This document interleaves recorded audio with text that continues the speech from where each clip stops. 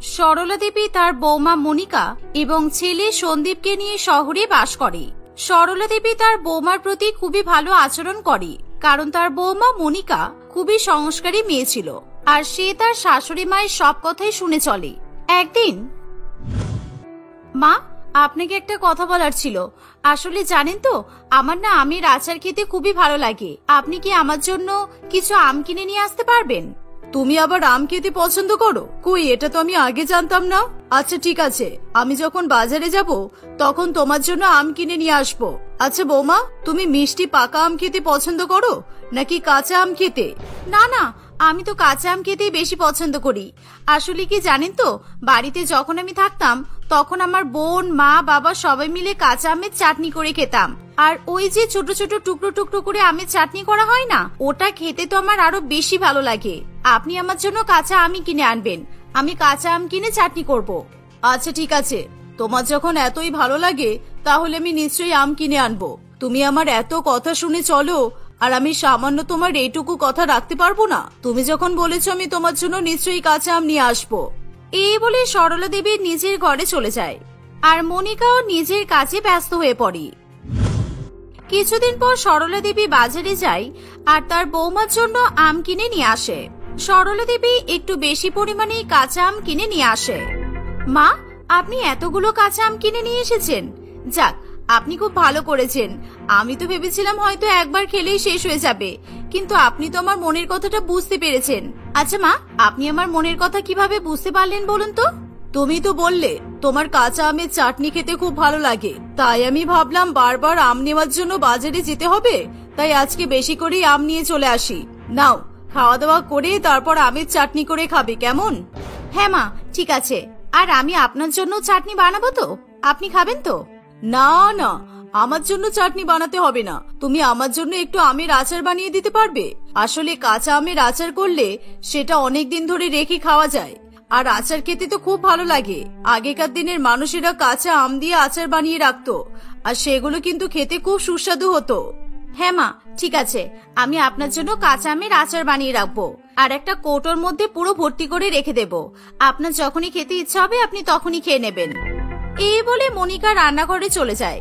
কিছুক্ষণ পর রান্না বান্না শেষ করে সে তার শাশুড়ি মায়ের জন্য এক কাচের বড় পাত্রে আমের আচার তৈরি করে রেখে দেয় আর নিজের জন্য মনিকা কাঁচা আমের চাটনি বানায়। এভাবে দেখতে দেখতে কিছুদিন কাটে। একদিন মনিকাদের বাড়ির সামনে এক আচারওয়ালা আসে। আচার নেবেন? আচার, আমের আচার, কুলের আচার, লেবুর আচার, তাড়াতাড়ি আসুন, রামুর হাতের আচার খেয়ে দেখুন। এভাবে আচারওয়ালা জোরে জোরে চিৎকার করে করে তার আচার বিক্রি করতে থাকে। আর তখন আচারওয়ালার চিৎকার শুনে মনিকা তাড়াতাড়ি বাইরে বেরিয়ে আসে। এই যে দাদা, আমের আচার আছে তো? টক ঝাল, আমি ওই টক ঝাল আমের আচার খাবো। হ্যাঁ হ্যাঁ, আমার কাছে আমের আচার আছে তো, টক ঝাল মিষ্টি সবই আছে। কোনটা আপনার দরকার বলুন না, আমি সেটাই দিয়ে দেব। আমাকে 1 কিলো আমের টক ঝাল আচার দিয়ে দিন। এই বলে মনিকা আচারওয়ালার কাছ থেকে 1 কিলো আচার নিয়ে চলে যায়। আর এই দেখে তার শাশুড়ি মা প্রচন্ড পরিমাণে রেগে গিয়ে বলে, বৌমা, আমি তোমাকে এতগুলো আম নিয়ে এসে দিলাম, তারপরও তুমি আচারওয়ালার কাছ থেকে আচার কিনে খাচ্ছ? এসব আচার কিন্তু একদমই ভালোভাবে তৈরি করা হয় না। আমি শুনেছি এই আচারে নাকি পোকা থাকে, তাই জন্য আমরা কেউই এই কেনা আচার খাই না। আমি সবসময় আম কিনে নিয়ে এসে বাড়িতে আচার বানিয়ে খেতাম। শুধু শুধু এই আচারটা কেনার কি দরকার ছিল তোমার? আমি তোমাকে যে আমগুলো এনে দিয়েছি, তুমি সেই আমগুলো দিয়ে আচার বানিয়ে খাও না, তাহলেই তো হয়ে যায়। মা, বাড়ির বানানো আচার আর এরকম বাইরের কেনা আচার দুটোই কিন্তু খেতে একেবারে আলাদা। দুটোর টেস্ট একদমই আলাদা আলাদা, তাই আমি অল্প একটু কিনে নিলাম। আর তাছাড়া বাড়িতে যে আমগুলো আছে সেগুলো দিয়ে তো আপনার জন্য আচার বানিয়ে রেখেছি। আমি ওই আচারও খাবো আর এই আচারও খাবো। কিন্তু এখন তো তোমার আমের আচার কেনার কোনো দরকারই ছিল না। আমাদের বাড়িতে আম থাকা সত্ত্বেও তুমি আবার আচার কিনে নিলে। এই বলে সরলা দেবী রাগে গজগজ করতে করতে নিজের রুমে চলে যায়। আসলে সেদিন মনিকা আমের আচারের কথা শুনে নিজের লোভ সামলাতে পারে না, তাই সে আমের আচার কিনে নেয়। আর এভাবেই দেখতে দেখতে কিছুদিন কাটে। একদিন সরলা দেবীর বাড়িতে তাদের এক প্রতিবেশী আসে। কিরে সরলা, কেমন আছিস? তোদের বাড়িতে অনেকদিন আসা হয় না, তাই আমি ভাবলাম একটু খবর নিতে আসি। ও মা, তোর বৌমা যে দেখছি বড় বড় কৌটোর মধ্যে আচার বানিয়ে রেখে দিয়েছে, আমার তো দেখেই জিভে জল চলে এলো। আচ্ছা সরলা, আমি কি একটু তোদের আচার খেয়ে দেখতে পারি? তোর জিভে যখন জল এসেই গেছে তাহলে আচারটা একটু খেয়েই নে। আর তুই যদি আচার না খেয়ে চলে যাস আর তারপর যদি এই আচারগুলো আমরা খাই তাহলে তো আমাদের পেট খারাপ করবে। না না বাবা, অত ঝামেলার কোনো দরকার নেই, তুই আমাদের আচারটা একটু খেয়ে নে। দেখ সরলা, এইগুলো বলে কিন্তু তুই আমাকে অপমান করছিস। আমি তোদের আচারের লোভ দিতে এসেছি। তোদের আচারগুলো এখানে রাখা আছে তাই দেখেই তোমার জিভে জল চলে এলো। আচ্ছা ঠিক আছে বৌমা, তুমি আমাকে একটু আচার তুলে দাও তো। প্রতিবেশী কাকিমার মুখে এই কথা শুনি মনিকা দুটো পাত্রে আমের আচার তুলে দেয়। মনিকা যেই আচার বাইরে থেকে কিনেছিল সেটাও দেয়, আর যেই আচার সে নিজের হাতে বানিয়ে রেখেছিল সেটাও তার প্রতিবেশী কাকিমাকে খেতে দেয়। দুটো আচার খাওয়ার পর প্রতিবেশী কাকিমা বলে, আচ্ছা সরলা, তুই এই আচারটা কোথায় পেয়েছিস রে? এই আচারটা তো খেতে খুবই সুস্বাদু। এই যে এই বাটির আচারটাই কিন্তু আমার খেতে বেশি ভালো লাগছে। কোথায় পেয়েছিস এত সুস্বাদু আচার? তুই আমাকে একবার বল না, তাহলে আমিও আমাদের বাড়ির জন্য কিনে নিয়ে আসবো। কোথা থেকে পাবো আবার? এটা তো আমার বৌমা বাড়িতে নিজের হাতে তৈরি করেছে। আর এটা আমার বৌমা ওই যে আমাদের এখানে আচার বিক্রি করতে আসে না, ওই লোকটার কাছ থেকে কিনেছে। আর তুই কি বলতে চাইছিস, আমার বৌমার হাতের বানানো আচারটাই সবচেয়ে সুস্বাদু হয়েছে? হ্যাঁ রে সরলা, তোর বৌমার হাতের আচারটা খেতে খুবই সুস্বাদু হয়েছে। বৌমা, তুমি এটা কিভাবে বানালে গো? আমাকেও একবার শিখিয়ে দেবে? না না থাক, আমি যদি বাড়িতে করতে চাই তাহলে তোমার মতো হবে না হয়তো। আমি জানি আমি নিশ্চয়ই কোনো ভুল করে বসবো। তার থেকে ভালো তুমি আমাকে একটু আচার বানিয়ে দাও না। আমি তোমাকে টাকা দিয়ে দেব, যত টাকা লাগে আমি দিয়ে দেব। আমি আম কেনার আর বাদ বাকি মশলাপাতি কেনার জন্যও টাকা দেব। তুমি শুধু আমাকে আচারটা বানিয়ে দিও। কিন্তু কাকিমা, এখন আমার সময় কোথায়? আমি তো এখন অত সময় পাচ্ছি না যে আপনাকে আচার বানিয়ে দেব। আমি তো অনেক সময় বের করে এই আচারটা বানিয়ে রেখেছিলাম। আর তাছাড়া শুধুমাত্র মায়ের জন্যই আমি এই আচারটা বানিয়েছি। আমার শাশুড়ি মা আচার খেতে পছন্দ করে তাই। এই সরলা, তুই তোর বৌমাকে একটু বল না আমাকে এরকম আচার তৈরি করে দিতে। দেখ না, এই আচারটা খেতে আমার খুবই ভালো লেগেছে। তুইও না সত্যি পারিস বটে। তুই যেটা দেখিস সেটাই শুধু নিয়ে যাব করিস, আর সেটাই তোর ভালো লেগে যায়। আমাদের বাড়িতে যখনই আসিস তুই কিন্তু কিছু না কিছু নিয়ে চলে যাস।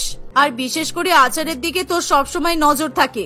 আমি তোকে খুব ভালো করেই চিনি। তুই আচারটা নিয়ে পাড়া প্রতিবেশী সবাইকে খাওয়াবি, তাই তো? দেখ সরলা, তোর বৌমার হাতের আচার এত সুন্দর হয়েছে আর আমি সবাইকে না খাইয়ে থাকতে পারি। তাই জন্য আমি সবাইকে গিয়ে এই আচার খাওয়াবো আর সবার কাছে তোর বৌমার প্রশংসা করব। আর সবাইকে বলে দেব তোর বৌমার কাছে যেন আচার খেতে আসে। এই বলে প্রতিবেশী কাকিমা মনিকাকে 1000 টাকা দিয়ে সেখান থেকে চলে যায়। আর সেই 1000 টাকা হাতে পেয়ে মনিকা খুবই খুশি হয়, কারণ আমের আচার করতে গেলে অত টাকা খরচা হয় না। সেই জন্য মনিকা তার লাভের কথা ভেবে খুবই খুশি হয়। আর সে তার শাশুড়ি মাকেও বুঝিয়ে বলার চেষ্টা করে। মা, আপনি কি একটা জিনিস ভেবে দেখেছেন? প্রতিবেশী কাকিমা আমাদের একটা ভালো বুদ্ধি দিয়ে গেছে। আপনি একবার ভেবে দেখুন তো, আমরা যদি আচার তৈরি করে বিক্রি করি তাহলে আমাদের কত টাকা লাভ হতে পারে। কারণ এই প্রতিবেশী কাকিমা যে কোনো কিছুই জানে না, আমাকে 1000 টাকা দিয়ে চলে গেল। আর এর মতো যদি আরো আমরা অনেকজনকে পেয়ে যাই আর আমরা তাদের জন্য আচার বানিয়ে দিই তাহলে কিন্তু আমাদের দারুণ লাভ হবে। তুমি কিন্তু কথাটা একদমই খারাপ বলনি। দাঁড়াও, তাহলে আমি কালকেই বাজার থেকে বেশি করে আম কিনে নিয়ে আসবো। আর আমি রমলাকে যতটা চিনি, ও মনে হয় এতক্ষণে তোমার হাতের আমের আচার সবাইকেই খাইয়ে দিয়েছে। কাল থেকেই দেখবে সবাই তোমার হাতের আচার খেতে আসবে। এবার থেকে আমরা দুজনে মিলে আচার বানাবো, ঠিক আছে? এভাবেই তারা দুই শাশুড়ি বৌমা আমের আচার বানাবে বলে ঠিক করে। কিছুদিন পর মনিকার কাছে আরো কয়েকজন প্রতিবেশী আসে আর তার হাতে সুস্বাদু আমের আচার খেয়ে তারাও মনিকার কাছে আমের আচারের রেসিপি জানতে চায়। আর সেই সাথে তারা মনিকাকে টাকা দিয়ে যায় যাতে মনিকা তাদেরকেও আমের আচার বানিয়ে দেয়। দেখো বৌমা, আমি কিন্তু কিছুদিন পরে আসবো তোমার হাতের আচার নিতে। কেমন? তুমি আমাদের জন্য তাড়াতাড়ি আচারটা বানিয়ে রাখবে। তোমার হাতের আচার আমরা খেয়েছি, খুব সুস্বাদু। আমরা যে আচার কিনে খাই তার থেকেও 1000 গুণ ভালো। তাই তো আমরা তোমার কাছে ছুটে এলাম। এই কথা শুনে মনিকা এবং তার শাশুড়ি মা দুজনেই খুবই খুশি হয়। সেদিন থেকে সরলা দেবী এবং তার বৌমা দুজনে মিলে আমের আচার তৈরি করতে লেগে পড়ে। এভাবেই কিছুদিন কাটে। সময়ের সাথে সাথে পাড়া প্রতিবেশী সকলেই দুই শাশুড়ি বৌমার কাছ থেকে আমের আচার কিনে খেতে শুরু করে। আর এর ফলে মনিকা এবং সরলা দেবীর অনেক লাভ হয়। এভাবে আরো কিছুদিন কাটে। একদিন সরলা দেবীর বাড়িতে অজয় নামের এক লোক আসে। আচ্ছা, এটা কি সরলা দেবীর বাড়ি? আর আপনার বৌমার নাম মনিকা তো? হ্যাঁ, আপনি একদম ঠিক জায়গাতেই এসেছেন। আমি সরলা দেবী আর আমার বৌমা মনিকা। কিন্তু আপনাকে তো ঠিক চিনতে পারলাম না। আপনি কে, কোথা থেকে এসেছেন? আমার নাম অজয়, আমি শহরের আইটিসি হোটেলের মালিক। আমি আপনার কাছ থেকে আপনাদের আচার নিতে চাই। আমি শুনলাম আপনাদের আচার নাকি খুবই সুস্বাদু, তাই আপনাদের আচারের জন্যই আমি আপনাদের কাছে ছুটে এলাম। আপনি বাইরে দাঁড়িয়ে দাঁড়িয়ে কথা বলছেন কেন? ভেতরে এসে বসুন না। আর তাছাড়া আপনার তো খুব গরম লাগছে, তাই না? আসুন, আমি কুলারটা চালিয়ে দিচ্ছি। না না, সেটার কোনো প্রয়োজন নেই। আমি তো শুধু আমার দরকারই এসেছি। আমার প্রয়োজন মিটে গেলেই আমি চলে যাব। আসলে আমি আপনাদেরকে অর্ডারটা দিতে এলাম। 1 সপ্তাহ পর আমার 100 পিস আচারের কৌটো লাগবে, তাই এই নিন আপনাদের অ্যাডভান্স। আচ্ছা তাহলে এখন আমি আসছি। আমি 1 সপ্তাহ পর আবারও আসবো। এই বলে অজয়বাবু সেখান থেকে চলে যায়। অজয়বাবু যাওয়ার পর মনিকা এবং তার শাশুড়ি মা আনন্দে লাফালাফি করতে থাকে। আর তারা বুঝতেও পারে না এটা তাদের সঙ্গে কি হচ্ছে। তারা শুধু আনন্দে নাচানাচি করতে থাকে। আর পরের দিন থেকে তারা বউ শাশুড়ি দুজনে মিলে আমের আচার বানানো শুরু করে দেয়।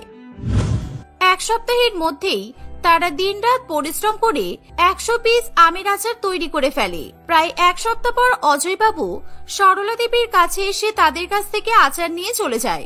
আর সেই আচার তাদের হোটেলে খুবই কম দিনের মধ্যেই শেষ হয়ে যায়, কারণ মনিকা এবং তার শাশুড়ি মায়ের হাতের আচার সকলেই খুবই পছন্দ করে। আর সব খাবারের সঙ্গে কাস্টমাররা আচার খেতে চায়। এভাবেই বউ শাশুড়ি দুজনে আচার বিক্রি করে অনেক ধনী হয়ে যায়। আর তারা আনন্দে হাসি খুশিতে দিন কাটাতে থাকে।